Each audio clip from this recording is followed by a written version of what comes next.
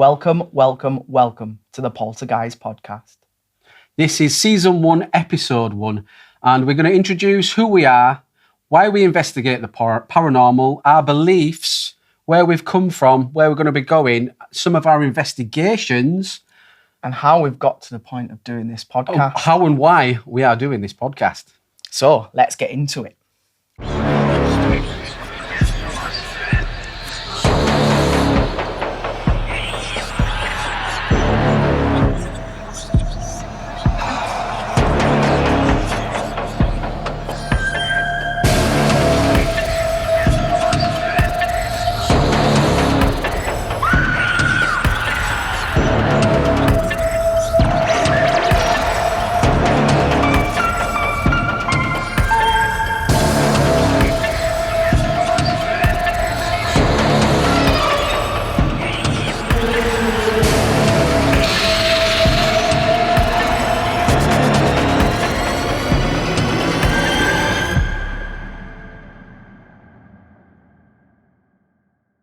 Hi, I'm David, and I've been investigating the paranormal for 3 years now. It's actually 3 years to the day of recording this podcast, and it's just a weird coincidence that happens often.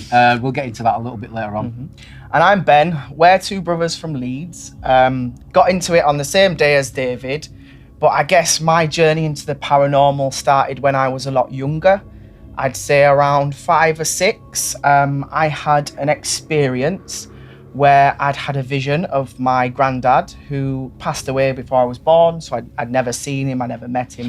Ben had never actually seen a photograph of him, actually. There was no photographs around the home when Ben was little and born, so I'd never actually seen him. No, I hadn't, which was very interesting. So when I had this vision, I explained to my mum what my granddad looked like, what he used to wear, what he used to do, how he used to like his gardening and sitting in his armchair. And it was very vivid, and I remember the vision to this day. I was just going to say, do you still remember it now? Yeah. I can still picture it in my mind to this day. But I didn't know that was something to do with the paranormal until recently. And I looked back, and the things we've discovered from the places we've been and what we've experienced made me open my mind, and I realised that was the start of the paranormal for me. But really, growing up, I didn't have the beliefs in afterlife or anything like that, and I really didn't believe in ghosts or anything to do with the paranormal. It's actually the same for me. I was a complete atheist. I thought once you die, you're dead, that's it. It's game over. Your body just gets eaten by maggots and worms. Yeah, and it was the same for me. I'd equate it to what sleeping is like. You sleep and you wake up, you might dream, but other than that, you don't remember the gap. And I thought death would just be like the gap and there's no afterlife.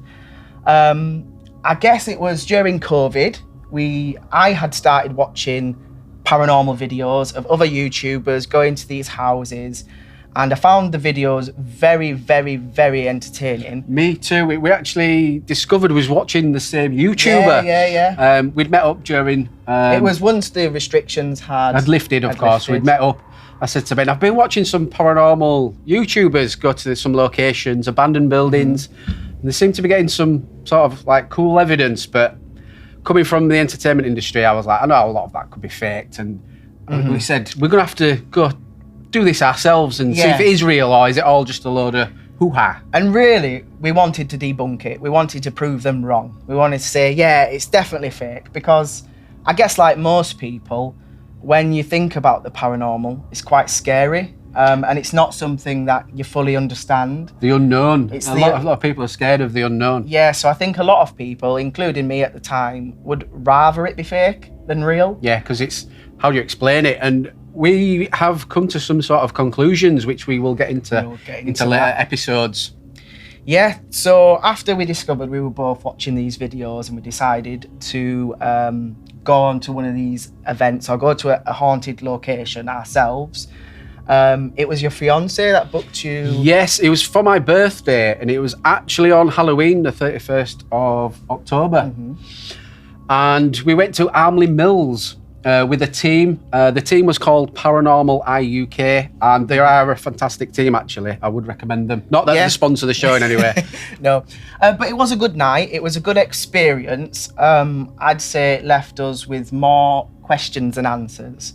And the fact that it was in a group, a group setting, and it wasn't just us, we still had that thought of it can be manipulated. People can be in on it. And is how much influence does the team have on this? Are they sort of setting stuff up? Are some of the people in our group actors? Yeah. I actually, at some points in that night, the night started with a séance. Mm-hmm.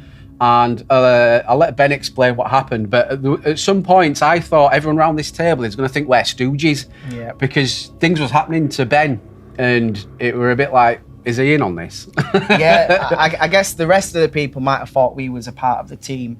We'll get into more detail about the Armley Mills in a future episode. But like I said, it left us with more questions than answers, and we decided we wanted to do one for ourselves. We thought it's time. We've done one with a group. Mm-hmm. We've had some weird experiences, but we need to go somewhere where it's just us. Yeah. Where any evidence we do get, we know it's genuine and not forced or... Yeah, and there's no outside influence. Not that the team did do that. I don't believe they did do that. No. But as we were skeptics you don't know, do you? You just don't know. You need to do it yourself. Yeah.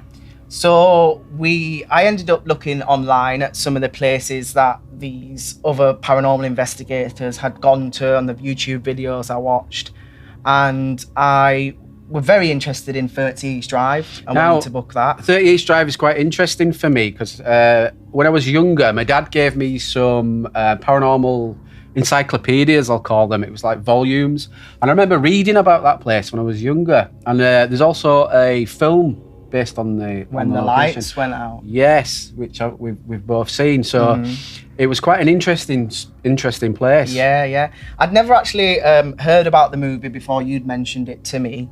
So I'd never seen it and decided to watch it. I think it was the night before. We actually went to 30 East Drive, which put some chills down my spine, and I think it made it a little bit more eerie going in there. Especially when you first walk in. Yeah. And you see the stairs, and if you've not seen the film, I won't spoil it for you.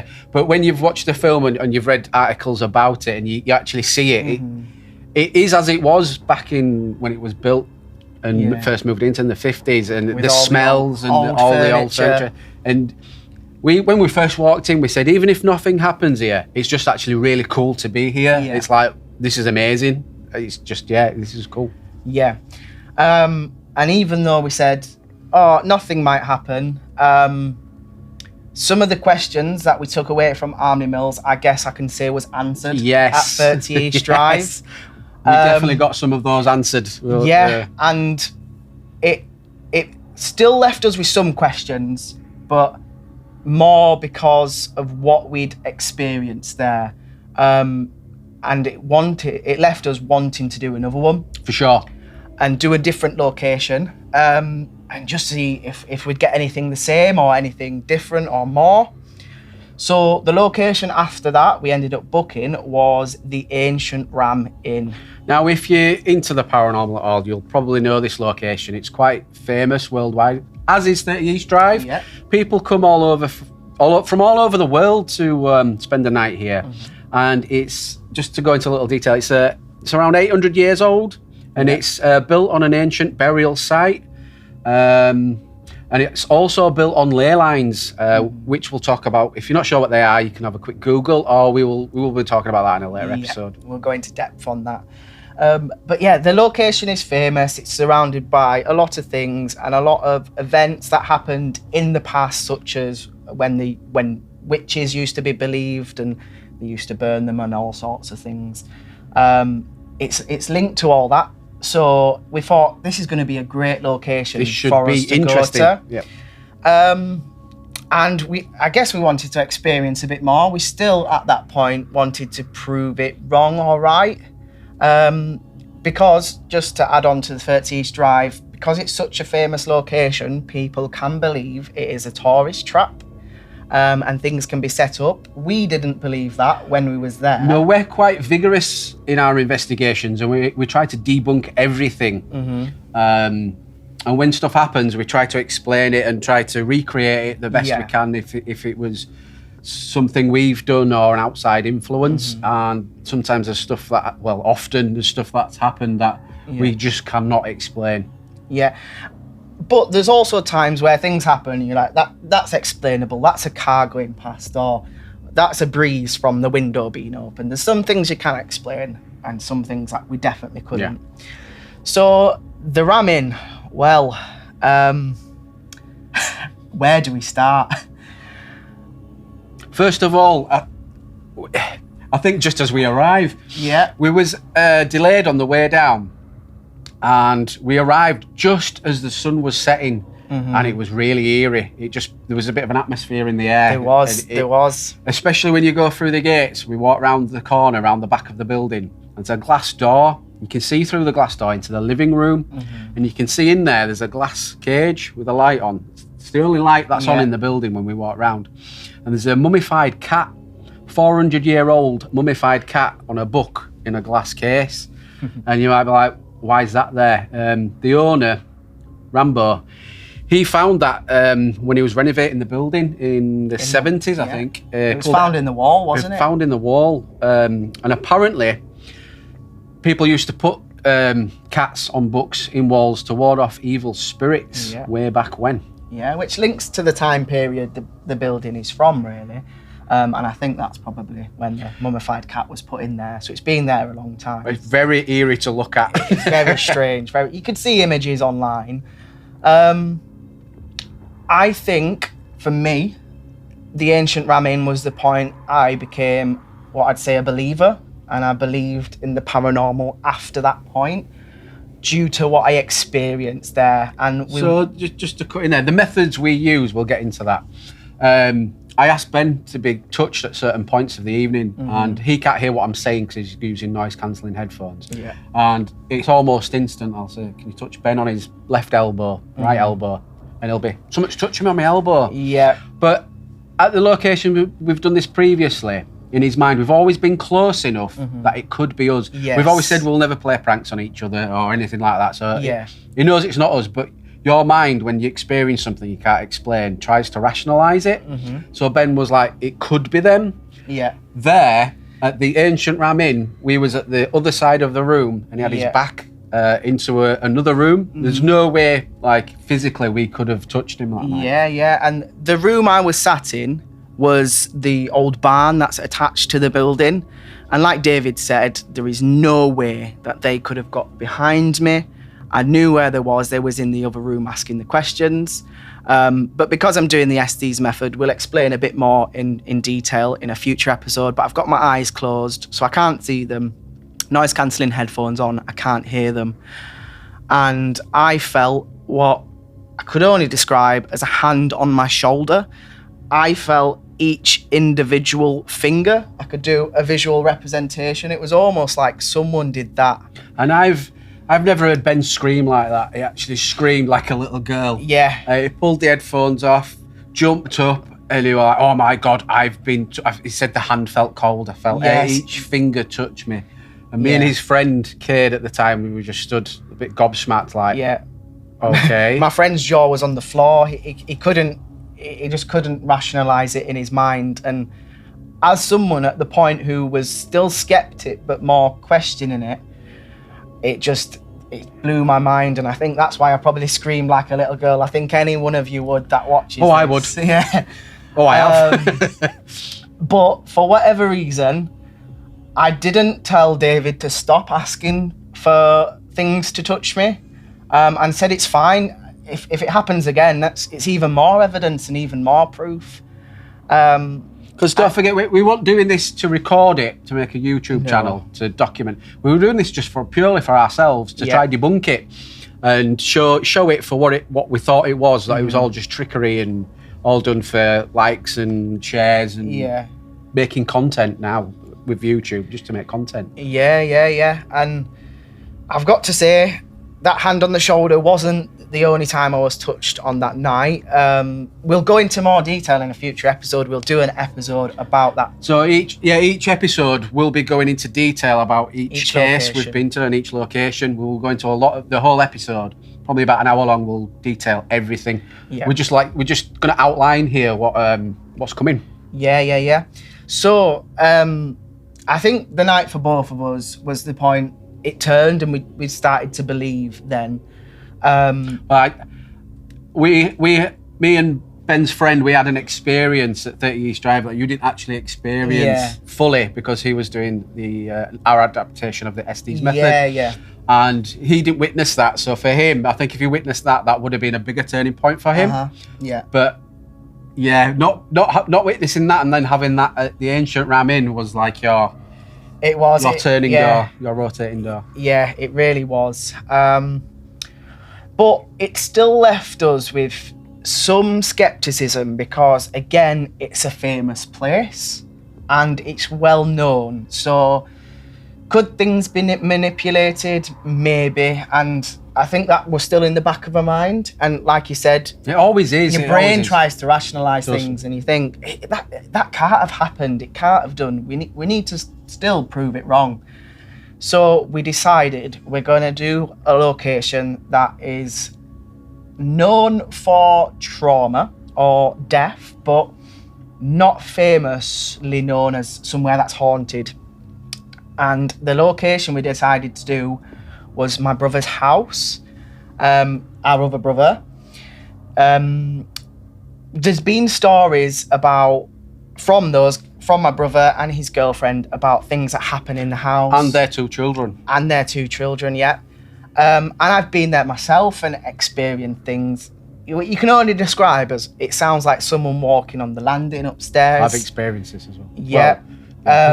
Sometimes when you're in the kitchen, you can feel someone come in and stand over you. And I had a moment where I tried to speak to who I thought was my brother, turned around and no one was there. But you could feel them standing over your shoulder. They've also had their kettles set on fire. Yeah, kettles always break. Always. All the time. Like not just once or twice. How many kettles has he had? 10s, 20s, you name it. And the vacuum cleaner's set on fire. Yeah, the vacuum cleaner, wax melt burners have blown up and everything. Mirrors have randomly smashed. Yeah. And I'll just touch on it a little bit, but I did a little bit of, before we investigated there, I did a little bit of background research, and a woman did die in a fire in his house. Yeah, that is true. And beforehand, I wanted David to know some information, but I wanted to know nothing, because I was doing the Estes method, and I would be replying to your questions. So subconsciously, on a subconscious level, he didn't want to know any information that could sway what he thought he was hearing, because it's already mulling around in his subconscious. If there's a word in the white noise that's similar to what has happened, his brain will just go, it's that word. Yeah, for example, you knew the name, you found out the name of the lady who had died, and I didn't. If I'd known that name beforehand, I might have heard something similar and thought that is the name and repeated it, which is why I didn't want to know anything. Now, just to touch on a little more there, our friend's daughter came with us on that investigation, Jamie, who's just turned 18. It's first time doing anything like that. And I pulled her to one side before we went in, and I said to her, found out the name of the woman that's died here. She's called Roxanne. So if that name comes out tonight, you know that it could be her. I've not told Ben because I don't want to influence him. And we started our session. Within 10 minutes, it said her name and that she died in a fire. And Jamie was just sat like... It was incredible. And I think at that point, and investigating my brother's house, we got the biggest piece of what we'd call evidence of the paranormal than we did in any other location before that. Well, feeling something is very different to seeing something. That's all I'm going to say. And let me just tell you, I won't go into too much detail. We'll save that for the episode. But on that night, I saw something. And at the time, my brother had a dog, and the dog had seen it as well. The dog reacted to it. The dog had reacted to it. which double confirmed it for me, I think. Yeah, because if a dog's reacting to it as you see it, your eyes aren't playing tricks on you, because the dog's sat reacting to it in front of you as well. Just sort of doubles down on the evidence, I think. And to triple down on the evidence, at the same time, David was in doing the Estes method with the headphones on, and he was commenting on what I was doing, and it was quite clear that someone was communicating to me through David at that point. So for me doing that, it was really weird. I didn't think anything was happening, because all I'm hearing is random words, and it's noise. Not connected. And I was just shouting out these words. I almost stopped because I thought, don't feel like anything's happening. I'm just shouting random words. I might stop. And I kept going. And after his experience, he touched me on the shoulder. And I was like, "Did you get out?" And he's like, "Yeah." Yeah. It was a slightly whiter pale. Yeah. And just to give you a bit more context, I was upstairs at the point when I seen it. David was downstairs, and so was Jamie. When I went downstairs to stop David in the Estes method and tell him what happened, Jamie's face was just in shock, and her jaw was on the floor of what she'd just heard happen. So again, at that point, I think I just went, "This is crystal clear. This. Can't get much more than no, that. This is real now. This is real." For whatever reason, I can't give you an explanation to this, but at the time of seeing something, I wasn't scared. I wasn't frightened, and I didn't run. See, I would probably run out of the house. Yeah. If I saw what he saw. We will go into more detail in the actual episode. We don't want to spoil it. No, we won't. So after that, we kind of changed the reason why we was doing these investigations. So, we'd come to the conclusion, this stuff's real. Yeah. This is real, and it's okay investigating these haunted locations and talking to spirits, essentially. Mm-hmm. And we often get their story, and some of them ask for our help. And I said to Ben, there's got to be a reason behind this. We want to help the spirits. We've got to help them move on. Yeah, there's a reason we're doing this now. Yeah. So like David said, getting these stories, and we'd often get help.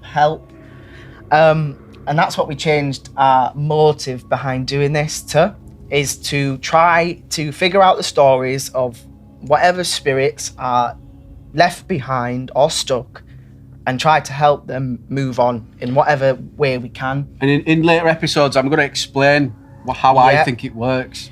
And at the time, we said, we want to do this, but we had no idea on how to do it, or what we needed to do, or even if we could do it. Yeah. We had no idea, but I'd seen on other videos from mediums who did things like that. Now, mediums have always been a strange one to me. I know how they can fake stuff by cold reading and stuff like that, and I think most of them are fake. Yeah. However, we have met a handful of them that are genuine. Yeah. We've had some weird experiences. They'll be coming on as guests later on in different episodes, and they can tell their story and how we've connected. It's very strange. Very strange. I can second that. The mediumship was my biggest skepticism of the paranormal, I guess, was, they're just telling you they can see things and hear things, but it's not actually happening. But after meeting some mediums, I do say I believe them now. Well, Ben's actually started to become somewhat of a medium himself. It's really weird. If I wanted his brother and I knew him, I'd just be like, he's just you're making this up. You're just saying. But and I didn't. Anyone that knows Ben knows he was a genuine skeptic. I was completely against it. I'd call people stupid for believing it in it before this. But it's perfect timing. After my brothers, we went to your friend's house in Scotland. Yes, Scotland was a very good trip. It was almost like a spiritual awakening for both of us. And it's when I guess we discovered that I might have these, what you call medium abilities. So we went to Blelack House, which is near Aberdeen, and it's you can actually Google this. There's a book based on the house. And I think there's a Wikipedia entry. It's an old, big mansion house, and it's been burnt down twice, and it's never been investigated by the paranormal because it's a home. yeah, people live there, and it's known in the local town as the Big Haunted House. Mm-hmm. And it was your friends that had said they'd experienced some things, and obviously they've heard some of the stories you'd been telling them about what we was doing, going to these houses, and they invited us up. So it sent me a photograph of some plates smashed all over the kitchen floor, and he was like, I think you and your brother should come investigate. We were having some weird stuff happening. I'd been up to the house previously. For an unrelated matter, and he was telling me some stories then, and it was actually before I was into the paranormal. Anyway, I was like, oh, well, your window's open in the background. He's sure it's just not the wind that's blowing him off? He's like, no, there's some weird stuff happening. Come up and check it out. Yeah. Because it was quite a long drive for us, we decided to stop halfway the day before we was meant to go there.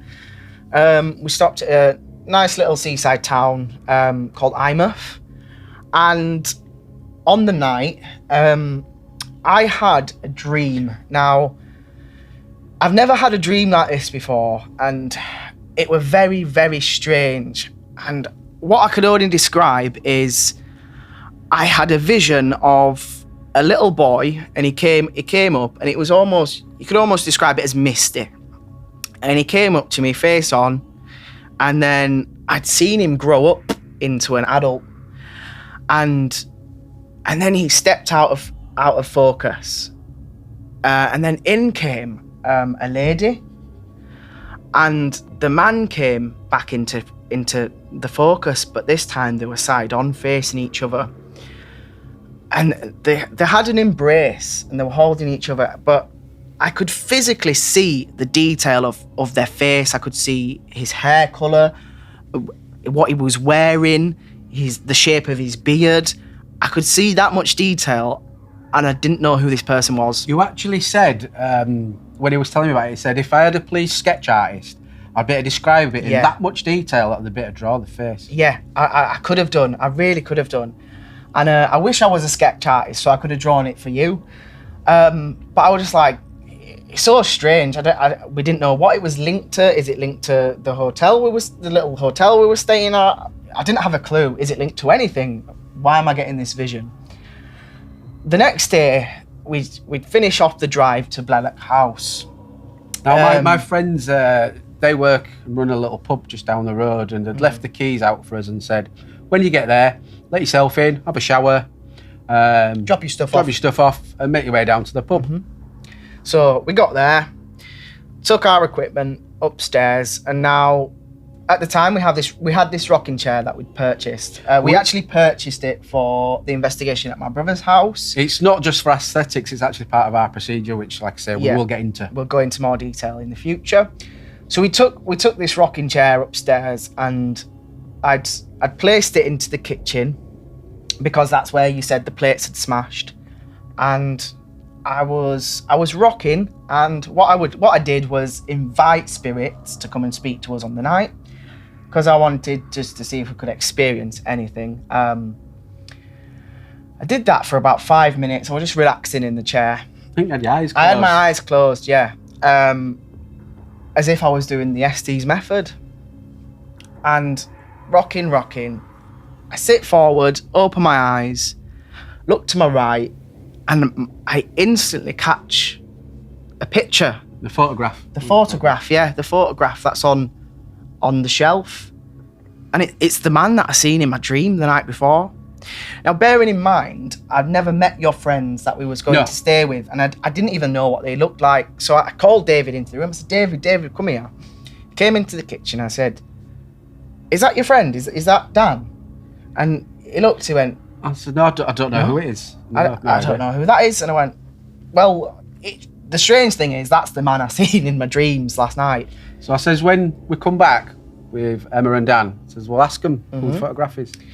So we get down to the pub. Now, we had an experience there. Oh, I cannot wait for this story. This is a good one. We don't want to go into too much detail because we'll save that for the episode about Blelack House. However, there was a group of people sat at the pub at the time, and they were due to close, and they were just finishing up the drinks.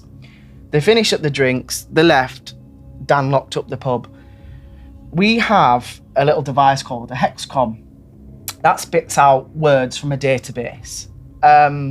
some people believe it, some people don't. So yeah, Sometimes it's hit and miss. I was always quite sceptical of these because they just spell random words, and they do just spell random words. All the technology that we use, the gadgets and gizmos, I'll sit with for hours and test them and see how they work and see the parameters. And this does randomly just sometimes spit out words. Yeah. But when we are communicating, it's all very relevant stuff.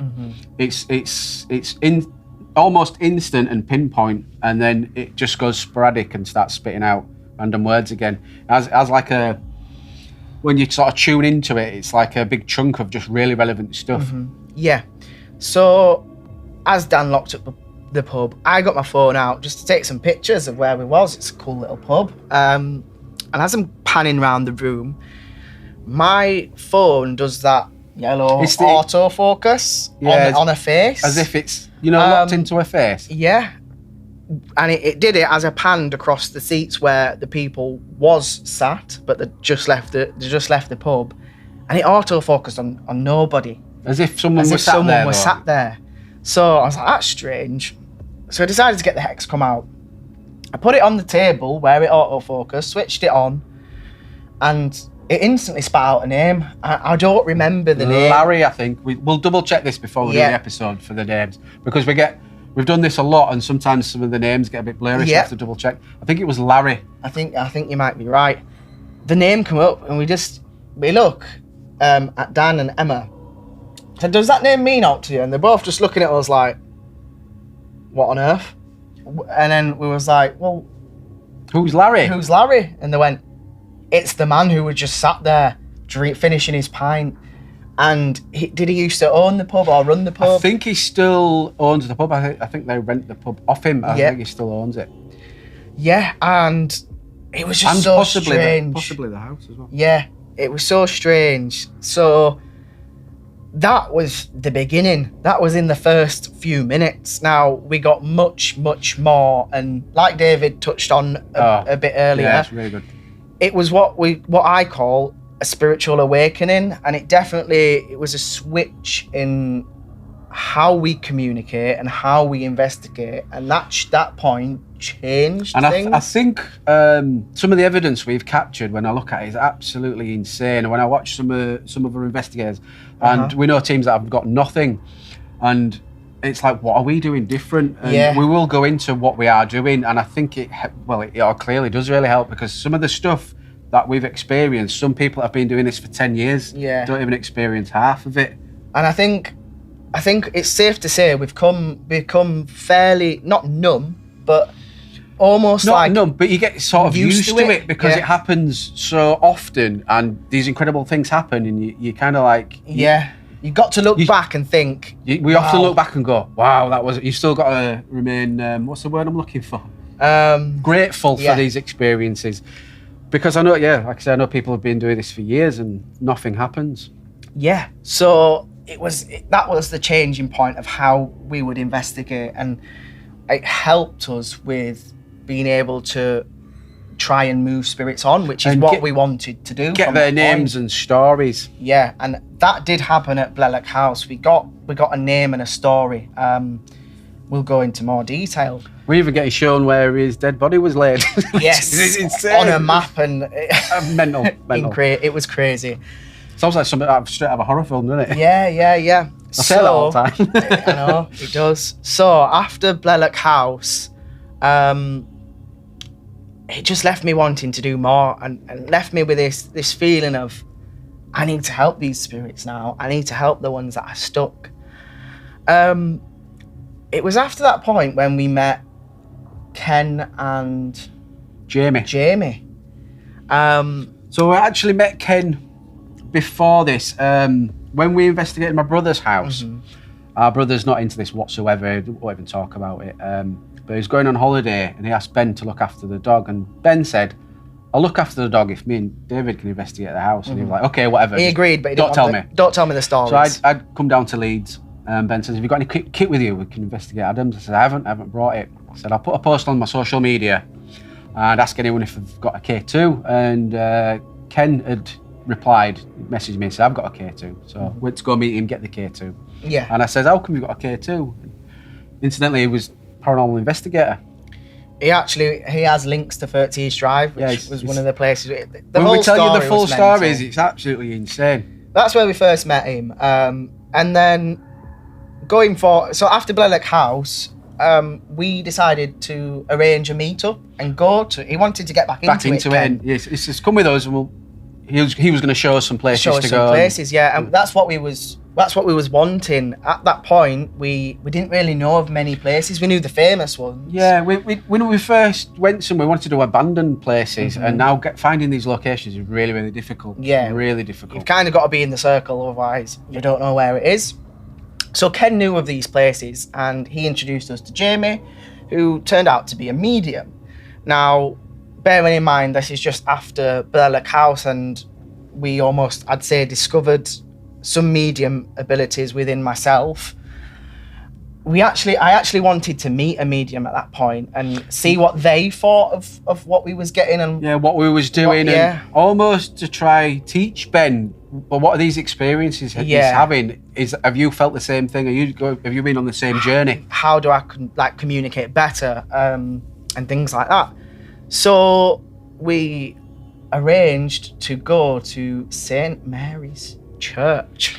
Which, St. Mary's Church is an ancient little church. I think it was built in the 13th century, and it was built on a battleground, wasn't it? Yeah, it's built on a battleground where, is it 20 or 30,000 soldiers had died? It was built for a settlement that used to be there. Now, when you go, there's no path to it. It's through a field, and you've got to walk through a field. You can see where the settlement used to be, sort of under the grass, little mounds. But the church still stands there. It's still open, and it is haunted. It is. So it's somewhere that Ken had been to before, but I'm not sure if he experienced too much there. I think he said he'd been and had some little experiences, some strange things had happened. Yeah. So we get to the church, and I think the first thing I start hearing is a breath. It's right in my ear. And it was so strange and dystopian. It didn't make sense. But in the surrounding fields, there were cows and things, and I thought, is it just one of the cows? Is it just loud? Yeah. So I kind of I left the group and wandered off myself, like following this breath. And wherever I went, it was just as close as it was before. As I'm walking back up towards the church, Jamie just looked over to me and she went, "Can you hear that as well?" And I went, "What are you hearing?" She went, "A breath." And I went, "How are you hearing that? Because that's what I'm hearing." She went, "I could just see you walking up and down the field." And I thought, is he hearing it as well?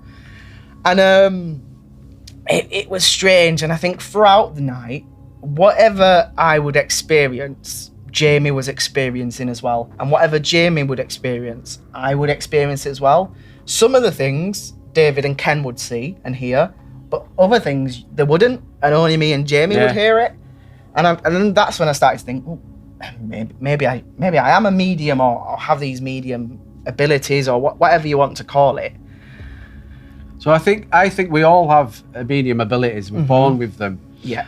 And as you get older, you'll hear a lot of children say they'll see or hear spirits, and it suddenly stops around the age of 6, 7, 8. That's to do with the pineal gland calcifying. And I think in some people it doesn't calcify, so it keeps their abilities open. And after Ben's spiritual awakening, I think his third eye started to decalcify. And this is why, I'll go into more detail about this, but this is why he started to tap into it. And we all can do this. And I'll explain in our special episode how to do it. And in the episode of St. Mary's Church, we'll go into a bit more detail, but I'll touch on some of the things that happened.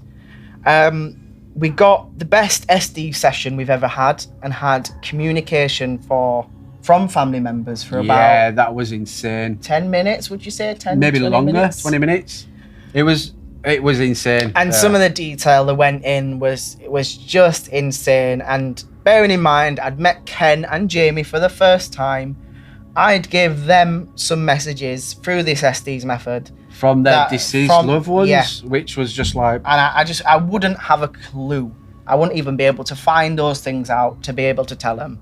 So I think it double confirmed for them. Yeah. And they at the end of the night was so thankful and shocked at what they experienced, I'd say. And Ken who was a seasoned paranormal investigator, been to all these other places, had said he's never experienced something like that. Yeah, it was pretty insane. Again, we got someone's story, and we do this meditation and breath work as a part of our investigations and in general. And we actually do it every day. Yeah. But it's this breath work and meditation links to the pineal gland. Yeah. And it's called the Wim Hof method. And Wim Hof himself has been scientifically studied. They call him the Iceman. And he's done some incredible stuff like climb Mount Kilimanjaro in his boxer shorts, and people call him superhuman. But he says, I'm not, I can teach this. And they've linked, when they've studied him, they've linked this to brain waves. His brain waves change into gamma waves, and this all links into the paranormal, which we'll go into. We'll go into more detail. But following St. Mary's Church and getting this message, we was left with a feeling of, we've got the message, but we've not been able to help that spirit at all. Yeah. As we were going for one of our cold dunks, cold swims. Yeah, we like to do a bit of cold dunking and a bit of wild swimming. Like Wim Hof, do the breath work and we do the meditation. Now, for the first time ever, during that meditation, I was visited by a spirit who had mentioned that they was related to one of the spirits that we had spoke to at St. Mary's Church. Paul. Yeah. Paul was the spirit at the church, and it was his mum that came to me, or she said she was his mum. And she said that Paul needs our help to move on and to meet her. And that she trusted that we was the ones that could do it. Sounds crazy, doesn't it? Yeah. Sounds absolutely crazy. We'll go into more detail on that, but after that we decided we need to go back. We returned. And this time we didn't have Ken and Jamie. Whenever we've been on an investigation, we've always had people with us. We've never been on our own. And this was the first time we actually went somewhere where it was just Ben and I. So, after being called back, I would say, to the St. Mary's Church to move on this spirit, it didn't take us long to get communication with Paul again and to be able to help him move on, because so usually on these investigations it starts off quite slow and the energy builds and you get more and more communication. It builds up to a big crescendo. Something massive happens, but here it was like pretty much instant. Yeah, it was like, we know why you're here, hurry up and get it done. Yeah. And it was almost like Paul's mum was tired of waiting. She just wanted to be reunited with her son. And during the first investigation at St. Mary's Church is when we'd almost come to the conclusion that if you set your intentions on the night of what you want, because you will get it, because when there was the four of us, myself, David, Ken and Jamie, we all set different intentions and we all got what we asked for. And that's what made us come to that conclusion that it was like, when we start our investigations now, we normally start with a seance now, and we say why we're here and what we want. Yeah. And we seem to get it. Yeah. And the reason we say who we are and introduce ourselves and what we want is we thought about it like, if you went into someone's home and just started asking them who they are and wanting to know their story and show me you're here. It's like, they're going to think, who the hell are you? We are all just spirits having a human experience, and it is just who we are. Yeah, that's a great analogy, that, Ben. Imagine just coming into your house and being like, move that cup. You'd be like, who are you? So we make sure that we're always respectful. We set our intentions and we introduce ourselves so they know who we are. And why we're there. Yeah. So it felt like a huge success, St. Mary's Church. We was able to move Paul on, and we'd done our mission, essentially. It actually felt good. It felt, when you do something nice for somebody, it feels really good. We also had confirmation that he'd gone through some of the devices and the stuff we did. It confirmed to us that it was no longer here of our realm. We actually, the word thank you came through at the end. Yeah. It was actually quite emotional. Yeah, it was. I think doing all these was fantastic, but it left us with a hunger to still do these abandoned places that we'd never got to do, but we really wanted We'd to. never actually been to a completely abandoned place, and I think that is extra edgy. Yeah. Because you've got, as well as stuff happening in there, you've always got in the back of your mind, someone could just walk in, and that turns the fear up a little bit more, shall we say. It does, and we spent some time trying to find abandoned locations. We'd gone to some Quite a good previously, few but we hours. couldn't get in. Yeah. Or they'd either been demolished, or they were no longer there, and we couldn't get into them. We did a good few hours of research, and I'd found a location of an abandoned maternity hospital. We found the street of where it used to be. We didn't know if it was still there or anything. Well, if you look online, it actually tells you there's two addresses for it, and they moved. I think it was in the 80s. Yeah, I think so. Yeah. I'll put the information on the screen. They moved from one location to the other, but the newer location is now demolished. It's no longer there. Derelict, it's been demolished. Yeah. So we pull up to the location, and it just seems like it's a normal street, doesn't it? And I'm looking at these houses, and I see the number on the house, and that was the number that it said it was located at. And it does look a little bit like the building that's in the picture, but it's been converted into what is now a home. So at first we thought, this has been a It's no longer there. And then David looks over, and there's just there's a section that's covered with trees. Yeah, there's across the road. There's like a walled off area, and it just looks like it goes into like a little park or something. Yeah, and at that time, I was almost ready to give up. I was like, it's not here, it's these houses now. And David just goes, no, let's go down here a bit more and just have a look. Have a look, let's see. Let's just walk in here and see what's in here. We walk down a minute or two down the road, and there's a little gap in the wall and trees. You go in, and there it is. You see the big abandoned building. I'll put up on the screen actually some of the photographs that we took as we just walked in. And it's actually two buildings that are connected, and it's all boarded up, and it looks a bit eerie even in the day, because we went obviously during the day to see if we could just find it. Yeah. So it used to be a maternity hospital. It were repurposed, I think, like around the 80s, to house asylum seekers, and then it's been derelict ever since. So we were so excited that we found it, but we still wasn't sure whether we could get in. We actually walked around for quite a bit, trying to find a way in. We walked around the whole building. Everything's boarded up. We was getting a bit disheartened at that point. And you get round the back, and there's this extra wall, extra bit of trees, and I said, let's just go over here. Let's just have one final look. It won't hurt if we do. Go over that wall. And then I'll put on screen what we saw. Yeah. We were like, oh. And there it is, the opening to get in. And we decided we'll go in. We'll have a quick little scout around, just to see what it's like. Is anybody in there? Is it safe to be in there? Things like that. The floor's caved in. Can we even get in? Can we get in? So we did our walk around. We was there about, I'd say, half an hour or so. Tops. 20 minutes. Maybe a bit half less. hour tops. Just a quick walk around. We actually only went into a couple of rooms at this time. Yeah. We had a little look round. You can see the corridor into the other building. We had a little look down there. Look around a couple of rooms on the bottom floor. We don't think we went upstairs, did we? No, we said we'll save that for the investigation. So we only went into 2 or 3 rooms, possibly. Yeah. And usually you feel something. You can feel either. So now, you actually you feel something. It's different, and it's hard. You see this on films or other YouTube. Oh, I feel something. You think, well, whatever. But when you actually feel it, you 100% genuinely feel something. I get a ringing in my ears. I get goosebumps all over me, and I get these swirls of air around my legs. Yeah. So I think it was safe to say that it felt eerie, but we wasn't sure if that's just because it's an abandoned place and we're in. And it is eerie just because it's an abandoned place, and it's got that vibe. So, but we decided it's definitely worth us investigating. Let's come back. Well, we did actually. We went into a room.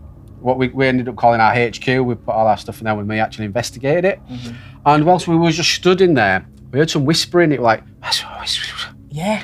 And what it reminded me of what we were doing when we were walking up to the building. It was like can we get in? Yeah, it was. And I was convinced. I said to Ben, there's someone outside doing what we've just done, trying to find a way in. Yeah. And it is metal shuttered, and you can see out of it through the little gaps and grooves. We had a look. There was nobody there. No, and I describe it as almost, it sounded like someone mimicking us. We was whispering to each other, and it You sounded said that like, after, and I was like, "You're right. It did sound like exactly what we were doing." It sounded like someone whispering. So we ended up doing the investigation. We had Jamie with us again, the medium, and we had who else was it? My auntie and uncle were down from Scotland. Although this wasn't our full investigation. What this was like a recon. We wanted to go in during the evening. Just spend a couple of hours there. We weren't doing our full techniques. No. Just to see if anything happened. You know, that there was any indication that there was spirit that wanted to communicate. So we could go back a week later, do the full investigation. Yeah. And usually I do the Estes method, and it drains me of energy. He actually gets really ill the next day, and he's often physically sick. And it's again, it sounds like something out of a horror film, doesn't it? Yeah. And you might be thinking, well, why do you still do it? I can't give you an answer to that. It's just I'm a bit mental. So I decided I'm not going to do the Estes method here. I want to try other things. We got a lot of new equipment at that point, and I never really get to try it because I'm doing the Estes method. So often when we're doing this now, Ben's doing this Estes method, so he can't see anything, he can't hear anything. He's just sat in a rocking chair, rocking, listening to white noise, shouting words, and then I'm telling him what's happened. I'm like, oh, you won't believe this, you won't believe this. Yeah. But he's not really having experiences. Not that he needs them now. No, yeah. Obviously, sometimes he's like, oh, well, I want to start experiencing some like, stuff. For context, at the church, when I shared family messages to everyone for 10, 20 minutes, in my mind and my experience, I am just repeating words. I don't hear none of the questions. So I actually don't know I'm having a conversation or answering these certain things. I'm just repeating. And I get told we're going to have to try film this and show you what it's like, because it's so strange. It's so weird. Yeah. So I decided not to do that. And I'd say we got some good bits of evidence. Now, you missed it a bit because you'd went off. Yes, so this, I took my auntie and uncle off to do something called mirror screen actually in the basement of the building, but in a slightly different part, so they could have an experience. But nothing actually happened there. No. And while that was happening, myself and Jamie was using dowsing rods to communicate. And let's just say we got someone's story, and they asked us for help to move on. Now we have actually got a video recording of this. We do. So I could actually post a little bit of the footage of this. Jamie was actually recording, and I didn't even realise she was recording at the time. But it's good. I'll cut that out, and I'll put a little bit in so you can sort of see it's a really eerie place, and we're in the basement, and it's in the middle of the night. Yeah, and it's a good job that she did record it, because the dowsing rods not only answered questions but pointed us to rooms that it wanted us to go in. And just to say as well, I don't think you see it on the video, but you and Jamie were both using dowsing rods at the same time. Yeah, Jamie's... And they were both giving the same answers at the same time and pointing the direction Spirit wanted them both to go in. It was like, which way do you want us to go? And it was like, whoop, whoop, okay. On the video, you only see my dowsing rods, but Jamie is behind the camera. She's got hers. They're answering the same thing and pointing in the same directions. Does he care about what... Come here.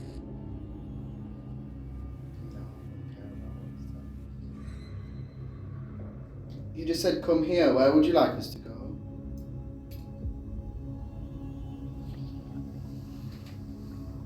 Is that incinerator room next door? I think so.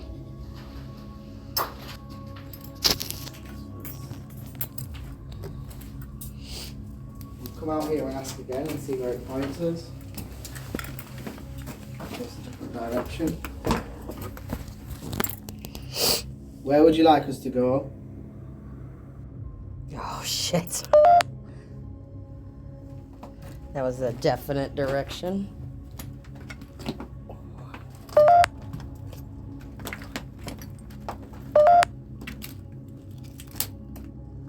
Are we in the right place? Can Can you straighten them for me? Can you tell us why you brought us here? Yeah. Straighten them. Did something bad happen in this room? Yeah. Did the man used to do something to the women in this room?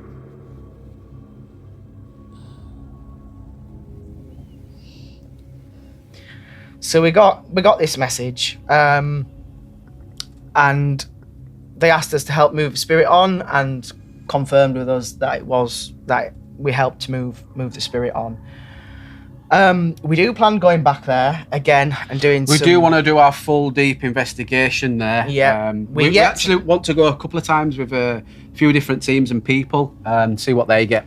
Yeah, and we're yet to do the Estes method there. Yeah, which we always get good stuff from. That's our sort of pièce de la résistance. Yeah, that's our secret sauce. If everything else fails, the Estes method will. If there's anything there that wants to communicate, that's when it's going to happen. Yeah.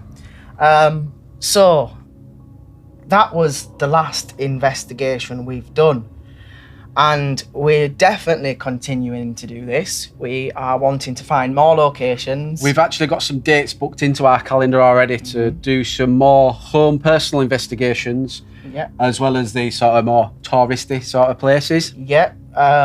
We want to go with other groups and other people, see how they do things, what we can learn from them. And also show them what we do and teach them what we're doing that seems to be working. So if you have any of your own stories or know of any locations you would like us to investigate, please drop them down in the comments. We will have a look and we'll try get there. So I think that outlines why we're here today, why we're doing the podcast, what you can expect in future episodes, going into a lot more detail about each case. And yeah, stay tuned for more. Yeah, we've been the Polterguys, and I'll see you in episode 2.